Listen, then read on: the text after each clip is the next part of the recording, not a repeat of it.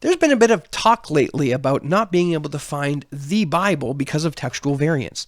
Now, I want to use this picture of a horse in one of those dot-to-dot things that you see in a children's book.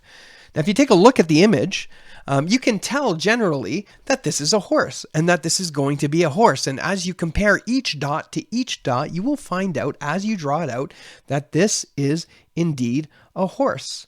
And you can take this as an illustration of what it's like to take a look at biblical manuscripts and how they relate to the Bible.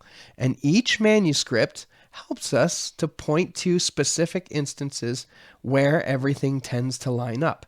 Now, there are spaces between the dots, I understand that, and they may represent textual variants. But nonetheless, by comparing all of the dots together, all of the manuscripts together, we can come out with an exceptionally close approximation of what the Bible is. Now, if we turn our heads to some of those people who may suggest that we can't know what the Bible says because it's got a bunch of textual variants in it, and I'm thinking of the likes of Bart Ehrman or Dan McClelland, this is how they would draw the horse out. May begin connecting the dots here, and as they connect the dots, they think, well, maybe the connection between 4 and 5 isn't so straightforward. Maybe there's something dangling off his neck here. I don't know what it is, but maybe it's dangling off the neck there. And then we come down and then we see the horse's mouth there, and maybe, I don't know, these dots aren't connected. Maybe they got giant teeth coming out of the mouth of this horse. Oh no, it's a scary horse that we're looking at.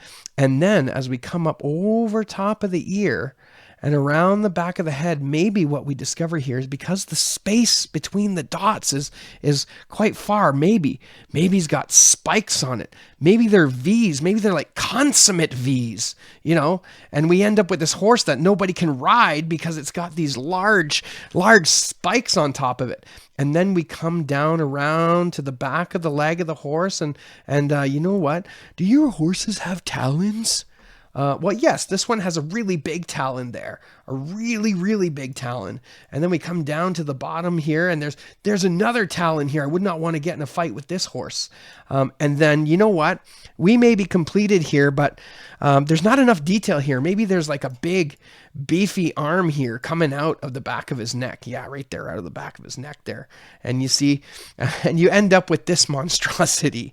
So here's my point, is if you take a look at the children's coloring book, it's really easy to see that this is a horse, and that generally speaking, this is a horse. There might be a few variations in how somebody connects the dots, but there's absolutely no justification for saying this isn't a horse and that it looks like that.